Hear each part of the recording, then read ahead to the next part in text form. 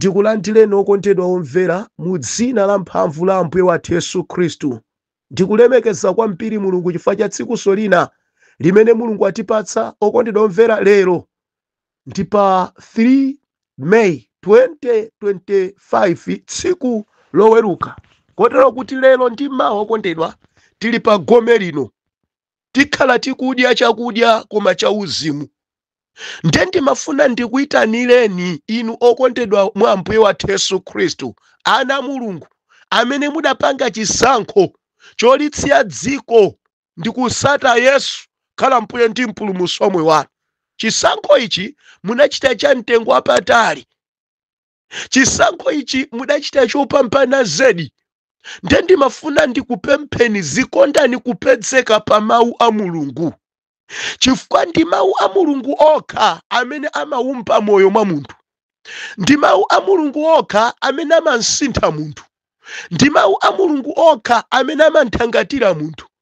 Banja kuti liyende bwino ndi mawu a Mulungu, ntchito kuti iyende bwino mawu a Mulungu, bizinesi iyende bwino mawu a Mulungu, moyo wa munthu wa tsiku ndi tsiku uyende bwino mawu a Mulungu, yankho la mavuto ako mawu a Mulungu. Chisankho chakupanga kuyenda ndi Yehova ndi chisankho chotsiriza pa moyo wa munthu. Andi ngati munthu sanapange chisankho chakuyenda ndi Yehova, amakhala kuti okondedwa iyeyi akhala mbuye wa ukapolo. Ndikamakamba za mbuye wa ukapolo ndikamba za ozunzika amene adzigwira ntchito koma yopanda malipiro. Koma choopsa nchoti utayimaliza ntchito mphoto yokalandira amangokupatsa imfa. Chifukwa pa dziko patili ndi ambuye awiri.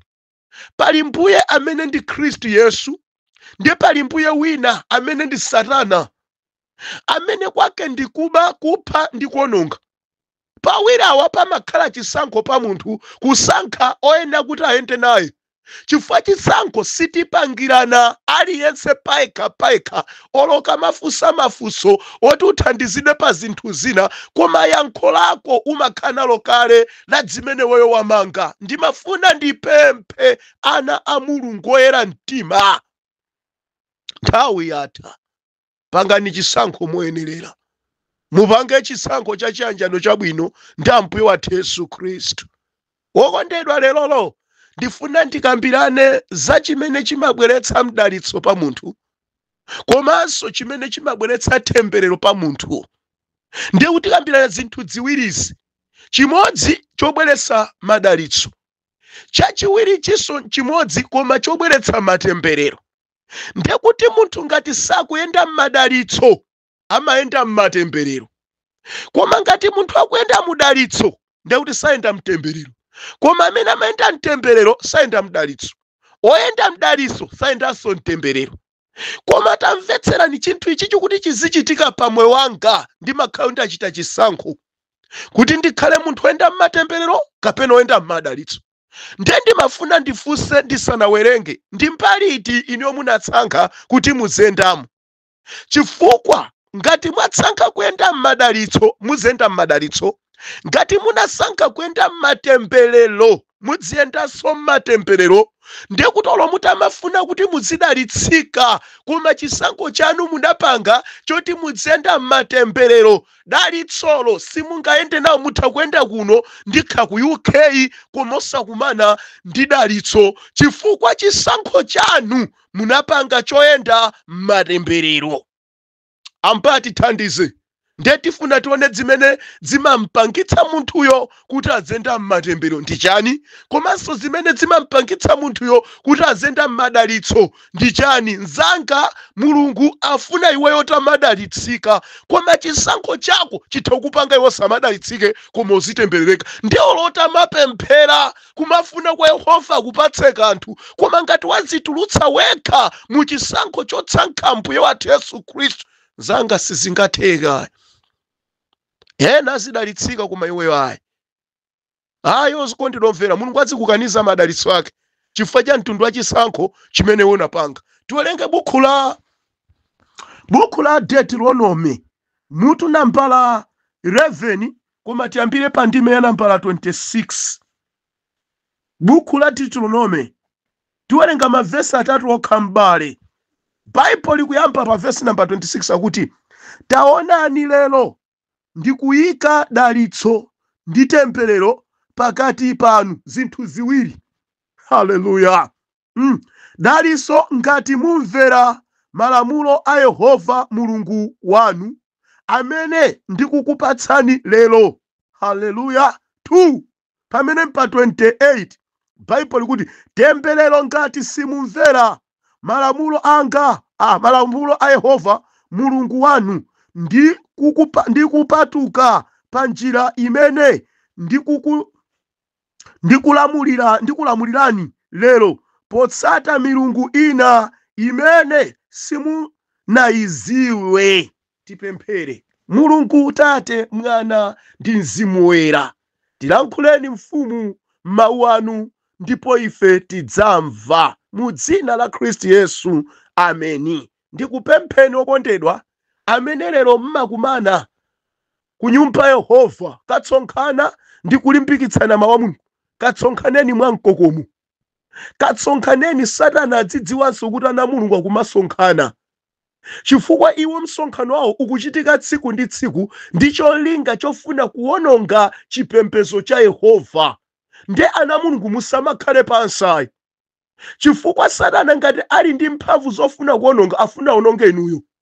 Chifukwa Satana saononga amene anaononga kale, koma amene amadzuka nkupemphera, amene amadzuka nkusonkhana pamodzi ndi kumtamanda Mulungu wawo, amene ndi amene ali nawo ntchito yofuna kuti awononge. Nde iwe dzuka, ima, pemphera, za mphamvu zichitike, kuti kumidima kudziwa kuti ana Mulungu ayima pamaso pa Yehova ndipo akupemphera. Ifenso tizikhani mtima umene Satana achifa. Satana amakhani mtima kuti ndiagonjetse ana Mulungu. Ifenso tizikhani mtima kuti tigonjetse oyipayo, adziwe kuti ife ndi ana Mulungu. Nde pamafunikira kuti ugonjetse, uzikhala m'mapemphero, uzichita chifuniro chake cha Mulungu. Iwe ukamangokhala nkumati ugonjetsa, iwe ukuzinamiza, chifukwa amene ukulimba naye ndi wamphamvu, anachoka kumwamba ali ndi mkwiyo waukulu. Ndiye iye amadziwa kuti nthawi yondikhalira pa dziko pano nchochepa, ndi ali ndi mkwiyo, andi mkwiyo wake akuchitira pa anthu amene anapanga chisankho khala anthu oyera mtima,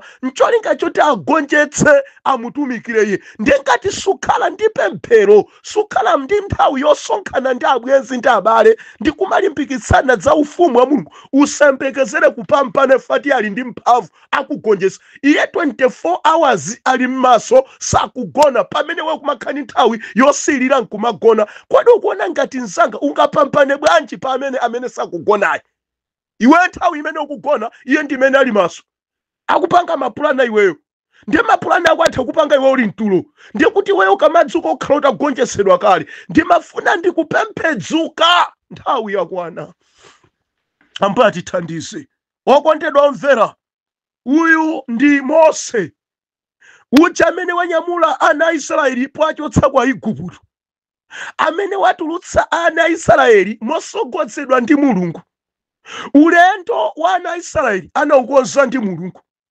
Mulungu adangolankhula ndi Mose ali ku Midiyani, kulira kwa ananga kwandifikira, akudzudzika mwa Igupto ananga, koma pali pangano limene ndidayika pa makolo awo. Chifukwa cha chimenechi ndakumbukira, ndisazengereze chimene ndidalonjeza pa makolo awo. Ndifuna upite ku dziko la kwa Igupto, ndipo ukatulutse ana onse a Israeli mmenemo. Chimenechi Mulungu adalankhula ndi Mose. Endi Moseyo atamva za zimenezi, pokhala nayenso kwa Igupto kwa adakhalako amadziwako, ali nzifukwa zake zimene adachokera kwa Igupto, anachitawo mantha poyamba. Ambuye ayi, chifukwa amadziwa kuti ana Israeli akundidziwa ndi mmene ndinachokera, chimene chidandichotsa ndikudziwa. Ndiye Mulungu amati sindimantuma munthu ndisanamkonze, ndikukonza kaye pano ndifufute mbiri yako imene ana Israeli amayidziwa, ndikuti ndikupatse mbiri yatsopano, ndi maso amaonekedwe atsopano, akakakuona ndi malankhulidwe atsopano, akatsindikire kuti sindiwe Mose koma ndiwe Mulungu. Chifukwa ine nkalowa mwa iweyo, ndipo ndizikagwira ntchito mwa iweyo, paja ine nkamagwira ntchito ndimeneka ndidzigwira ntchito mwa munthu adzionetsera ntchito zanga. Ndiye munthu amene ndasankha kuti apite kwa Igupto ndiweyo. Ndiye ndikudziwa kuti udachita zimenezo koma ndikukonza chifukwa amene ndimakonza anthu ndine. Kodi okondedwa mumadziwa kuti amene amankonza munthu ndi Mulungu? Kuti munthu achoke mu uchimo akonzeke akhale olungama, amene amankonza si munthu koma ndi Mulungu. Ngati munthu akulalikira zakusiya tchimo, uthenga usukhala wa munthu koma umakhala wa Mulungu. Mulungu amampatsa munthuyo kuti akalalikire anthu ake. Ambuye atithandize. Mose atayivomereza, sitikufotokoza kwambiri kumene kufasi kumene tili. Mose atayivomereza ananyamuka ulendo opita kwa Igupto. Ananyamuka ulendo okatulutsa ana Israeli kwa Igupto ndi dzanja la Yehova koma lokwezeka la mphamvu. Okondedwa, ana Israeli anatulutsidwadi. Ulendo udayambika opita ku dziko la Kanaani. Atafika malo ena okondedwa pamene tilipa, Mulungu akumakwanitsa kulankhula ndi Mose zoyenera kuti Israeli izichita ngati ifuna chikondi cha Mulungu. Israeli ngati simachita zimenezo ndiye kuti ichoka pa chikondi cha Mulungu. Okondedwa, pali zinthu zina zimene Mulungu amafuna niwo muzichita kuti mukhale mchikondi cha Mulungu. Koma ngati simachita zimenezo, amayi, adadi simachita, nyamata sumachita, za zimene Mulungu akukupempha uzinchitirazo, iwe ngati sumachita, Mulungu amakuchotsa m'mawu ake. Andi chikondi cha Mulungu pa iwe chimampa kuchepa. Ndifake chikondi cha Mulungu chikampa kuchepa pa iwe, chitetezonso cha Mulungu chimakuchokera. Mukadzaona kuti chitetezo chandichokera, ndiye kuti chilipo chimene wasemphana ndi amene amakutetezayo. Onditeteza ndani? Yehova. Okondedwa omvera, tamvetserani Baibulo. Mose akulankhula ndi Israeli. Taonani lero ndikuyika dalitso ndi temberero pakati panu. Akuyika nda Mulungu. Mwandani? Mwa Mose. Pakati panu ndifuna ndike zinthu ziwirizi. Ndika dalitso komanso ndika temberero. Okondedwa, pamoyo wanga pamoyo wanu pali dalitso komanso pali temberero. Zimenezi zinayikidwa pa munthu. Munthu akamayenda, pamene akuyenda iye pamayenda zinthu ziwiri. Pamayenda dalitso pompo pamayendanso temberero. Koma zonsezo sizigwira ntchito nthawi imodzi, zili ndi nthawi yake pa munthuyo. Kolingana ndi munthuyo atachitire. Haleluya. Ndiye utha kumafuna dalitso koma utachita mofuna temberero. Ndimafuna ndipemphe okondedwa, khalani ndi maso madziwa chimene niwo muli. Ambuye atithandize kwambiri. Ndika pakati panu, ndikuyika pakati panu dalitso ndi temberero.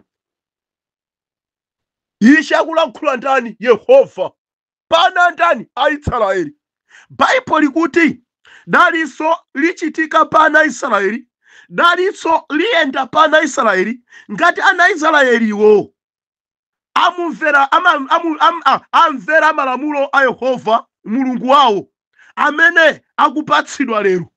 Ngati akwanitse kumvera malamulo a Yehova Mulungu amene akupereka, fa Mulungu utunzanga ali malamulo ake amene amafuna okhulupirira, amene anapanga chisankho chakuyenda ndiye, iwo aziyendamo malamulo, chifukwa palibe malo amene pamakhala popanda malamulo. Palibe. Banja likwenda kukhala ndi malamulo, dziko limakhala malamulo, pa kampani pamakhala malamulo, pena paliponse pamakhala malamulo. Ona kuti ogwira ntchito pa malopo aziyendamo. Koma ngati sayendamo anthu aja amakhala kuti aphwanya lamulo, ndi pamene amanena kuti achimwira pa kampanipo. Chifukwa tchimo limabwera pamene waphwanya malamulo apamalo pamene iwe unaudzidwa kuti uziyendamo. Ngati pa ntchito anakudza kuti 8 o'clock uzikhala utapedzeka pa ntchito, iwe nkubwera 8:30, ndiye kuti waphwanya malamulo apa ntchitopo ali nkuthekera kokubweza komanso yosunga wiringule, chifukwa waphwanya malamulo. Choyenera nkutani? Kupepetsa. koma ngatana kuti bwerera ubwerenso mmawa iwe suchita makani chifukwa pa mtima pako sumakhale mafunso akundida chifukwa chana kundibweza iye ayitangoyang'ana nthawi wafika nthawi yanji nanga nthawi yoti uziyambira ntchito nakuza iti 8 o'clock iwe wabwera half past wabwera 20 past ndiye kuti waphwanya malamulo mwanjira ina waderera malamulo. Pamene pamabwera kuti ndachimwa ndalakwa tikufana kundovera. Ndiye Mulungu anayika malamulo. Cholinga cha malamulo ake ndikuti Israeli inu amene ndi otembenuka mtima inu ndine tidziwatsatira. Kutako ngati sitimatsatira malamulo a Mulungu, ngati sitimayenda malamulo a Mulungu, mawu a Mulungu, muzimene Mulungu analankhula tizichita, ngati sitimayendamo okondedwa omvera ndiye kuti timakhala kuti tikuphwanya mayi. Ngati Mulungu anana kuti usachite chigololo iwe nkumachita chigololo ndiye kuti ukuphwanya. Mulungu ngati anati usabe iwe ndikuba ndiye kuti ukuphwanya. Mulungu ananena kuti usayikire umboni onama iwe nkumayikira umboni onamawo ndiye kuti ukuphwanya. Mulungu ngati ananena ukondomvera kuti udzikonda Mulungu ndi mtima wako wonse iwe osankonda Mulunguyo ndiye kuti ukuphwanya. Ndiye kuti kuphwanya ndi chizindikiro cha uchimo chimene chimakhala mwa munthu chifukwa cha kusamvera kulankhula kwa Mulungu. Okondomvera chimo limabwera pa kusamvera. Mukadzamva kuti munthu achimwa ndiye kuti munthu sanamvere za zimene adawudzidwa kuti azichita, akuchita zotsiyana zimene adawudzidwazo. Pamenepo pamabwera maona kuti ndachimwa. Ndiye machimo ndi kusamvera kulankhula kwa Mulungu. Kusamvera Mulungu ndilo tchimo. Ndiye Baibulo likuti pali malamulo amene ndikuyika, mukangoti mwamvera zimene ndikuyika nkumachita zimenezo ino muzadalitsika. Mukamamvera nkumayenda moyo wakuntumikira Ambuye, kumachita chifuniro cha Mulungu, kumayenda mawu ake osawaphonya, kumamvera nkuchita chilichonse chimene Mulungu amakupemphani ngati woyera mtima muzinchitira, ino mukamachita mukhala okhulupirika nkuchitako, ndiye kuti pamene kumwamba kuzikudalitsani chifukwa Mulungu sangakudalitseni ngati inu simukunchitira zimene Mulunguyo akumafuna. Anthu ambiri tili ndi mistake. Timafuna Mulungu atamatidalitsa ndi zinthu koma kunena zona ndife adani a Mulungu. Uchimo wabwata mapa ife ndipo khalidwe lathu ndi la uchimolo ndiye tikumapempha Ambuye misozi nkumatuluka kumafuna mayankho ochokera kwa Mulungu pamene anthu ife tadana Mulungu. Apereka bwanji dalitso Mulungu popeze ife tadana naye? Adabwereka bwa chifukwa pamene akulankhuliramu ndiye kuti dalitso likuchitika.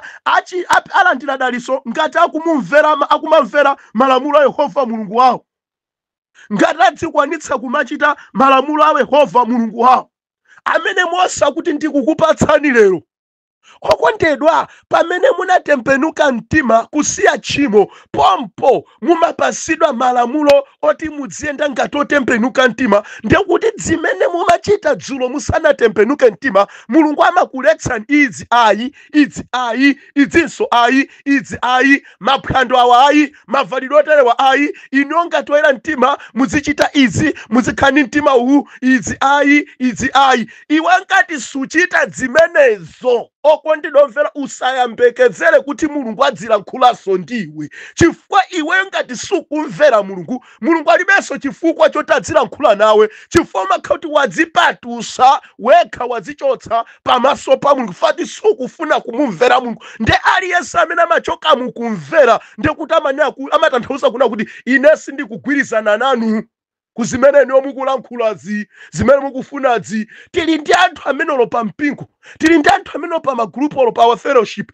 amene amatsutsana ndi kulankhula kwa Mulungu koma ali pamalo. Tamvetserani, mumakhala kuti mukupezeka inde koma mukuphwanya. Chifukwa chilichonse chimene Mose akulankhula ngati chili chomulemekeza Mulungu inu yosachita, ndiye kuti ndinu mmodzi mwa anthu ophwanya. Chimene akulankhula mtumiki wanu pamalopo, chimene akulankhula abusa anu, aphunzitsi anu, alaliki anu, koma ngati chinthucho chikulankhula cha Mulungu muchite chinthu cha Mulungu. Ndipo tili ndi akhristu ambiri pa dziko lapansi ozokuphwanya mawu a Mulungu, kuphwanya malamulo a Mulungu. chilichonse chimene chimalemekeza mulungu akati tenti kumaneni okondedwa ngati ana mulungu tigwire ntchito Yehova inu yosabwera ndi mmodzi mwa anthu ophwanya. Tenti sonkhane tikapemphere pakuti inosapezeka ndinu munthu mmodzi mwa anthu ophwanya chifukwa kupemphera ndi chisankho, ndipo ngati munapanga chisankho chakupemphera munapanganso chisankho chakumvera kuti chilichonse chochitika mukupemphera ino muzitengapo gawo la kuchita nawo. Koma chifukwa chanitsa mbiri mmawiringula simmapezeka ino simukhala averabo mumangopezeka mukaganiza. Chimenecho ndi chizindikiro choti ino mmapezeka pa tchalichi inde mumapezeka pa gulupu inde koma ndinu munthu osamvera mulungu ophwanya, munthu ophwanya. Ndechosatira chake simungalandire dalitso. Ambuye akuthandizeni chimene mzimu wa mulungu anena. Mukunimva? Zimenetu zimakhazikisidwa kuti tenti zipezeka ku Bible study ndikuti ndi mawu a mulungu akachitike ino mupezeke chifukwa ino mukwena mukhale kapolo wa mawu a mulungu. Ndekuti tikamakamba kapolo wa mulungu tukamba kapolo omvera mawu a mulungu omangochita chimene mulunguyo akufuna.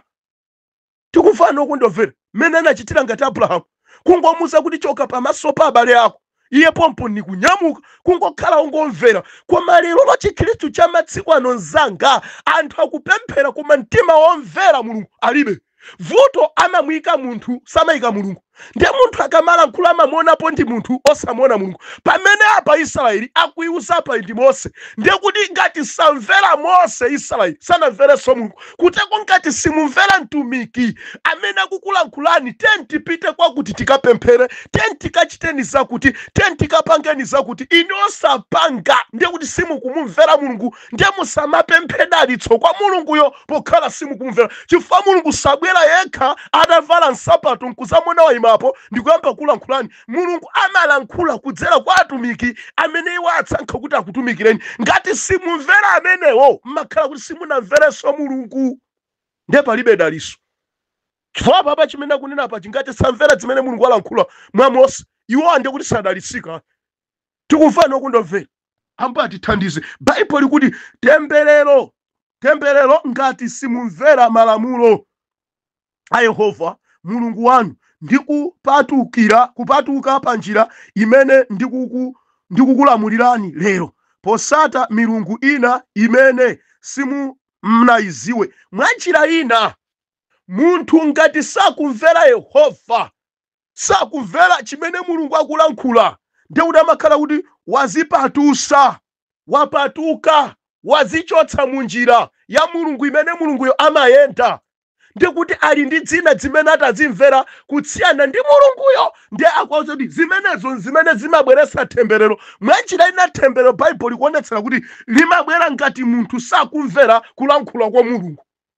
Temberero limabwera pa inu amayi, adadi, nyamata, msungwana ngati mwapanga chisankho chakusamvera kulankhula kwa mulungu kudzimene mulunguyo amafuna kuti iniyo muzinchitira. Ndiye ngati simukuchita zimenezo pamene mumayitanisa temberero ndiye kuti nchisankho. Mwatsankha kusiya kumumvera Yehova, mwatsankha kuzipatusa. Ndiye kuzipatusako mmakhala kuti muli kunja kwa mawu a Yehova, muli kunja kwa laini ya Yehova, muli kunja kwa nyumba imene anthu amadalitsika. Ndiye muli kunja kumeneko kumene kumayenda temberero chifukwa kutemberero limalowa mwa anthu amene alibe chitetezo cha mulungu. Ndiye mmodzi mwa anthu mmakhala inu ifati mwachoka mukumvera kuzimene mulungu amafuna muzichita. Ambuye atithandize kwambiri okondedwa omvera. Akuti mmakhala kuti mwachoka mukumvera malamulo a Yehova mulungu wanu ndipo mmakhala kuti mwazipatusa pa njira imene Moseyo amafotokoza. Mmakhala kuti ndazipatutsa. Mtumiki akamana tenti yende njira imene mulungu akumudza yonkwedza mpuye tenti chita idzi ino ayi zimenezo atumiki akutizuza iyayi koma iye akuchuluka zochita koma tamvetserani kutseli kwa zimene mmalankhulazo mumakhala kuti mukuzipatutsa mukumvera Yehova pampo sirudi temberero. Tikutiri ndi anthu ambiri ali pa tchalichi lero koma ndotemberero nyengo zawo sisi kuyenda. China chilichonse chayima, china chilichonse chikukhala chowawa. Ndiye kuopsa kwa munthu womapemphera koma uli pa temberero under case ya mulungu zanga sumapambana. Tafufuzani kuti kodi nchifukwa chani ndidambira kupemphera kuti Mulungu andichotsere izi koma sizikuchoka? Chifukwa chani ndinamba kupemphera kuti Mulungu andipatse izi koma sakundipatsa? Kodi tazifufuzeni nokha pamene mukupempherapo muli pa mawu a Mulungu? Kodi machitidwe anu mumamvera Mulungu? Kodi simunaziphatikize ndi zimene Mulungu anakuletsani? Ndiye mufuna dalitso lilowere pati popeza zimenezo nzimene zimatseka khomo lolowera dalitsolo. Okondedwa, zimene zimaseka khomo lolowera dalitso ndi mchitidwe uchimo umene mumachita pamwe wanu otsutsana ndi mawu a Mulungu. Kuteko palibe munthu amene adzaime pamaso pa Mulungu osadalitsidwa ngati ali mchilungamo. Koma ngati wadzipatutsa wekha ndi kuyamba kutumikira milungu ina imene inuyo simunayiziwe, pamenepo palakwika. Kuteko mwa njira ina kusiya kumvera Mulungu umakhala kuti wazipatutsira ku milungu ina imene we sunayiziwe, kupembeza milungu koma yosaziwika. Ambiri amapembeza milungu yosaziwika. Kuteko nsanga kukhala tate wa maboza, kukhala tate wa miseche, kukhala tate wokula mtima, kukhala tate osazichepetsa, kukhala tate onyoza, kukhala tate ochita china chiyonse kudza ndi kuzipatusa kupembeza milungu imeneyo sunayiziwe ayi.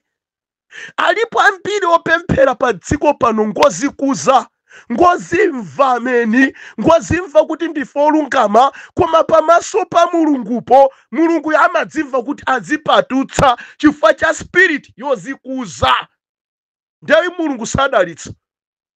Ndimafuna ndikupempheni amayi, adati ndikupempheni, dalitso la Mulungu likubwera pakumvera ndi kusunga mawu ake. Mukatsunga mawu a Mulungu mwa inu ndi kumawachita mawuwo, pamenepo pamene mumadalitsika ndi Mulungu. Koma ngati simutsunga mukuyenda moyo wa dziko ndiye mumufuna Mulungu akudalitseni. Mulungu sadalitsa munthu amene ali kunja kwa mawu. Mulungu amadalitsa amene akuchita mawu. Ino mukamachita mawu lero ndiye kuti mukuyitanitsa kuti Ambuye mene ndikukhulupiririka pa ntchito yanu ino muzindidalitsa, chifukwa ino makati mwaupereka mtima wanu m'manja mwa Mulungu. Kuteko ife tikamakamba mbale za chopereka chathu kwa Mulungu ndi kulambira kuona kumene kumakhala pa ife nthawi zonse pamaso pa Mulungu. Ndiye kuti ine ndimafuna nditsutsane mwina anthu ife timaona ngati kuti tikamati tapereka kwa Mulungu ndi ndalama zimene timapereka, tikamati tapereka kwa Mulungu wokondinomvera ndi zakatundu zimene timapereka. Ine ndimati ndikutsutseni kuti zimene zija zimakhala zake za Mulungu kale, koma timangofunikira tikaonekere kukhulupirika ku zimene Mulungu yanatipasa, chifukwa Bible limatiuza kuti siliva ndi golidi ndi zake za Mulungu. Andi buku la Genesis limationesera kuti chiyambi cha Mulungu munthu asanamuyike m'dziko lapansi, choyambirira Mulungu analenga zinthu. Munda wa Edeni anawikira china chilichonse choti munthu adzachizamtumikire. Munthu adzadya zimenezo anamuyikira kale china chilichonse. Mwa njira ina siliva ndi golidi zinali zilipo kale mmene munthu amabadwa anadzipedza Mulungu atazikonzekeretsa kale. Zimenezo nzake za Mulungu fana konzekeretsa ndi Mulungu, koma Mulungu akumpatsa munthu kuti munthu azintumikire zinthuzo agwire nazo ntchito. Ndiye kuti munthu akakamapereka siliva ndi golidi kwa Mulungu, akakamapereka chimanga kwa Mulungu, kawatenga 10 kg, kawatenga 50 kg, kawakola matumba 100 wachosapo matumba ake okwana 10 akapereka kwa Mulungu, kumakhala kuthokoza kuti zija zanu munandipatsa zija kuti ndizigwirisa ntchito zija, ndabwera ndi chithokozo efazi kundiyendera zikomo Ambuye. Koma ndikukamba zoti chimene ndimapereka kwambiri pa Mulungu, Mulungu nkumandidalitsa nacho ndi mtima wa malambiro ozichepesa pamaso pa Mulungu usana ndi usiku, nthawi zonse pokhala panga, pa mayendedwe anga, pa ntchito panga, pa business anga, pana anga, pa nyumba panga, ndokuti ndizingomulambira Yehova, ndinu woyenera Ambuye, ndinu wankulu Ambuye, ndinu wankulu Ambuye. Zonse mwandizunguliriza nazo nzanu, mwandipatsene kuti ndizinditumikire. Zikomo chifukwa palibe wopereka ngati inu amene mumakwanitsa kunziwa munthu pavuto. Ambuye dziko kuteko nthawi yambiri ya munthu ndikumulambira Yehova, kuteko akamati ndapereka chopereka chimene Mulungu amadalitsa pa munthu kopotsa ndikukhala ni nthawi yakulambira koma moona pamaso pa mulungu. Ndiye ndikukampa zona kuti kulambira mulungu kumaonesera ulemu umene umampatsa mulungu. Kumulambira mulungu kumaonesa chopereka chimene unalenge ukuziwa chimene iwe mulungu anakulenga. Fa cholinga cha mulungu kumulenga munthu pa dziko nchoti munthu adzamulambire mulungu. Munthu adzamulambire mulungu. Ndifaka mati usalambire milungu ina koma undilambire ine ndekha. Usagwadire milungu ina koma undigwadire ine ndekha. Kusonyetsa kuti cholinga chachikulu cha munthu pa dziko lapansi choti adzamumvere mulungu ndi kumulambira mulungu moona ndi mokhulupiririka. Ndiye kuti kukhulupirika nkumene kumakupangisa kuti nthawi ina iliyonse mulungu akufunewo mulambire umamulambira mopanda ma excuse. Ambuye ndifuna nkagwire ntchito, ambuye ndifuna nkate zimenezo mulungu anadzika pale zikuthandize. Ndi usamakhale mbisa zimene mulungu anayikapo kale kumafuna umulambire kuti yeyo adzikudalitsa. Kumeneko ndiye kumumvera tu mulungu. Akamati kumumvera mulungu nkumeneko. Koma anthu ambiri panopa timapemphera sitidziwa kumulambira Ambuye. Ndiye sitimadziwanso chopereka chachikulu cha pa mulungu kuti ndi chani. Ndiye timaona ngati kupereka kwakukulu nkupereka za 10, kupereka kwakukulu nkupereka zindama. No, zimeje nzake kale za mulungu zimene timakamwezera kwa iyeyo monga zache. Koma mtima wako unapangidwa ndi cholinga yoti udzimulambira. Kumulambirako kumabweresa kumvera. Ndiye kuti sungamulambire mulungu sakumumvera. Koma chizindikiro choti umamumvera mulungu ndipo mulungu adzikudalitsa ndi kumulambira kuona kumene kumachitika pa munthu. Ambuye akudalitseni okondedwa ngati muli mmodzi mwa anthu okonda kulambira Yehova nthawi zonse. Ndiye simungamajombe tsiku lopemphera inuyo. Andapita kuntchito. Ndiye mamulambiraso mulungu ino. Andapita business ya tenta masiku awa makamaka amajuzi nkutenda kuzizira. Okondedwa ndi chizindikiro choti iniyo ndi mmodzi mwa anthu amene mwazipatusira kwa milungu imene simunaiziwe. Ambuye akudalitseni okondedwa omvera. Ndimafuna ndikupempheni. Taona matembera amabwera ngati munthu sakumvera mawu a mulungu. Mama ngati simukumvera mawu a mulungu musamapemphera liso. Chimene chingofunikira mulungu osintha muyambe kumvera mulungu. Mulape. Adati mulape muzi Ambuye pepani. Kundadziona ndine munthu osusana ndi mawu anu koma ndimafuna thandizo lochokera kwa inu. Koma ndamva mawu awo kuti kusamvera nkumene kumabweresa matembero. Mwa munthu wosamvera mmodzi mwawo ndiye ndineyo. Ndiye ndabwera kuti mundikhululukire. Pamenepo ukangoti wavomereza nkuyamba kuchita chifuniro cha mulungu kumamumvera nkusunga malamulo ake ndi kuletseka kuchimo. Pamenepo udzimva dalitso la mulungu liyamba kuyenda pamwe wako. Koma silingayende ngati uli kunja kwa mawu a mulungu. Ambuye akudalitseni mukhale ndi tsiku lopambana. Tikumanenso mawa ngati mkwatulo suchitika. Mu dzina la Kristu Yesu ndapemphera. Amen and amen.